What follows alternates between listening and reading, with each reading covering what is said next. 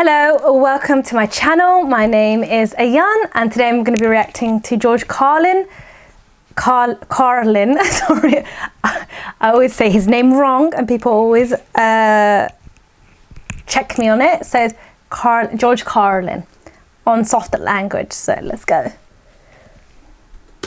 I don't like words that hide the truth. I don't like words that conceal reality. I don't like euphemisms or euphemistic language. And American English is loaded with euphemisms because Americans have a lot of trouble dealing with reality. Americans have trouble facing the truth. So they invent a kind of a soft language to protect themselves from it. And it gets worse with every generation. For some reason, it just keeps getting worse. I'll give you an example of that.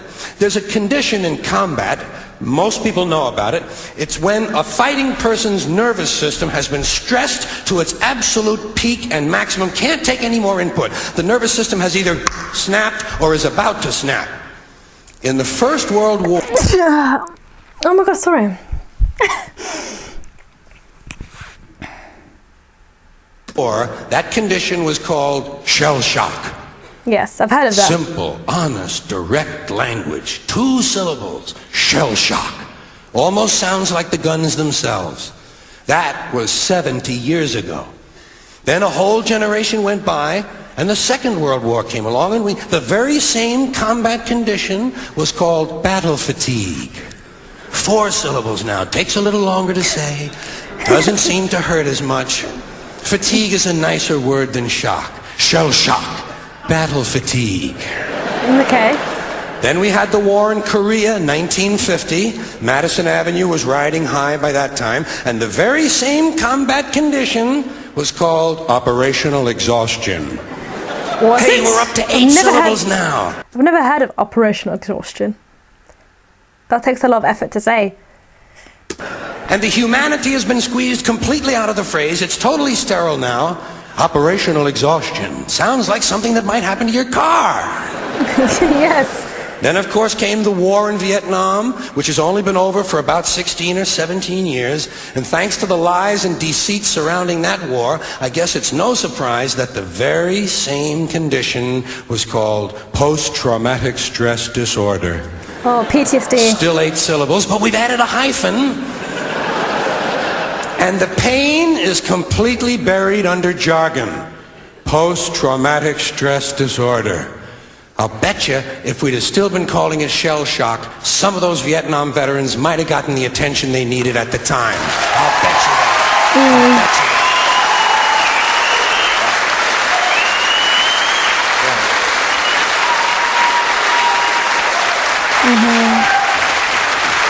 that.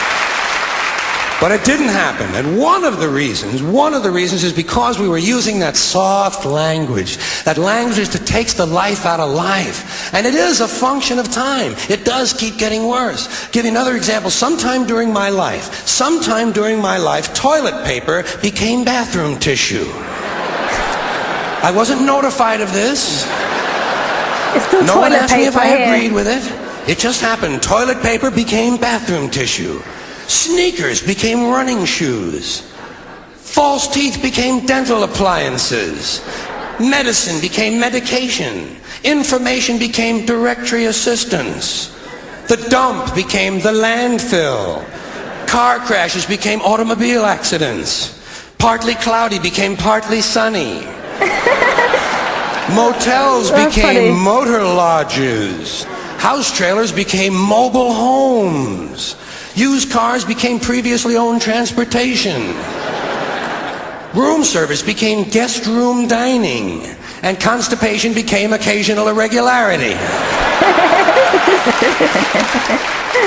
When I was a little kid, if I got sick, they wanted me to go to the hospital and see the doctor.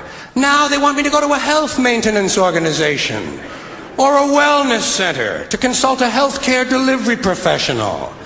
Poor people used to live in slums. Now the economically disadvantaged occupy substandard housing in the inner cities. And they're broke. They're broke. They don't have a negative cash flow position. They're fucking broke. Because a lot of them were fired. You know, fired. Management wanted to curtail redundancies in the human resources area. So many people are no longer viable members of the workforce. Smug, greedy, well-fed white people have invented a language to conceal their sins. It's as simple as that. The CIA doesn't kill anybody anymore. They neutralize people. Or they depopulate the area. The government doesn't lie. It engages in disinformation.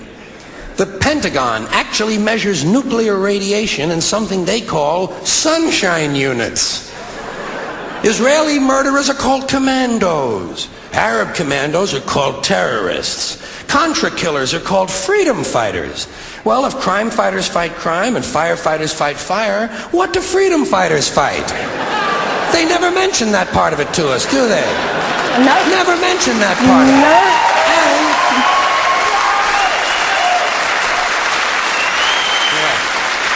And some of this stuff is just silly. We all know that. Like on the airlines, they say they want a pre-board. Well, what the hell is pre-board? What does that mean? To get on before you get on? They say they're going to pre-board those passengers in need of special assistance. Cripples! Simple, honest, direct language. There's no shame attached to the word cripple that I can find in any dictionary. No shame attached to it. In fact, it's a word used in Bible translations. Jesus healed the cripples. Doesn't take 7 words to describe that condition. But we don't have any cripples in this country anymore. We have the physically challenged.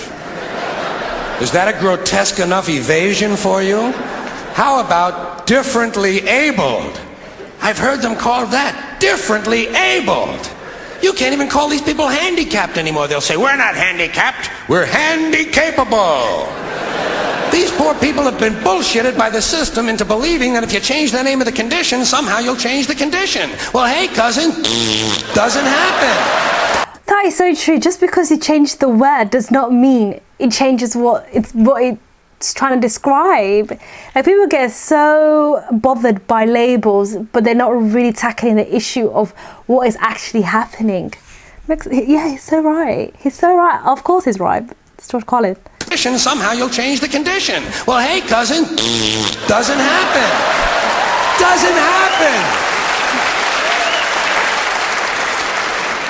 We have no more deaf people in this country, hearing impaired. No one's blind anymore, partially sighted or visually impaired. We have no more stupid people. Everybody has a learning disorder.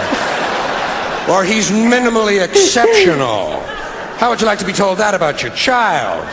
He's minimally exceptional. Oh, thank God for that. Psychologists actually have started calling ugly people those with severe appearance deficits. Do they? It's getting so bad that any day now I expect to hear a rape victim referred to as an unwilling sperm recipient. No.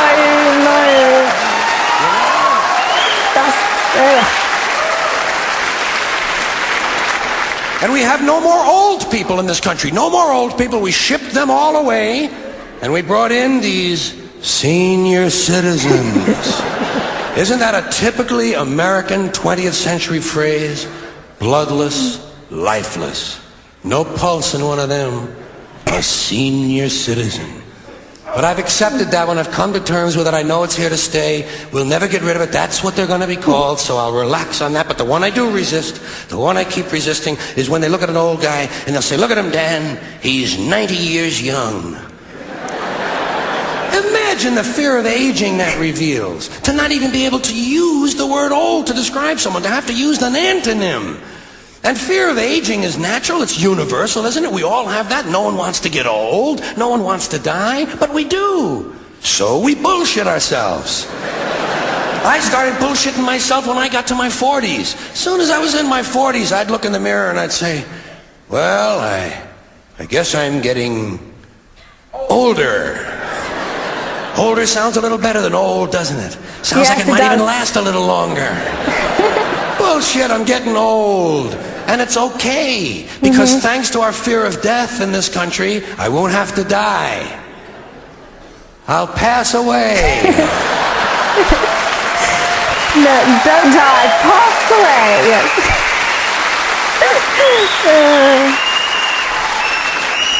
Or I'll expire like a magazine subscription. If it happens in the hospital, they'll call it a terminal episode. The insurance company will refer to it as negative patient care outcome. And if it's the result of malpractice, they'll say it was a therapeutic misadventure. I'm telling you, some of this language makes me want to vomit. Well, maybe not vomit. Makes me want to engage in an involuntary personal protein spill. Thank you all. Yes, I agree with him. It's like soft language. It's like saying, oh, it's better to be calling a deaf person hearing impaired, but what is that solving? What is that improving? It's really not improving anything. So what is the point of all this like soft language behavior? It's just so it can confuse you into not actually solving anything. So anyways, as always, I love George Carlin. I'm gonna probably react to more of George Carlin. Anyways, if you like this if you like this video, give it a thumbs up, comment down below, and subscribe to my channel. And that's it from me. Goodbye.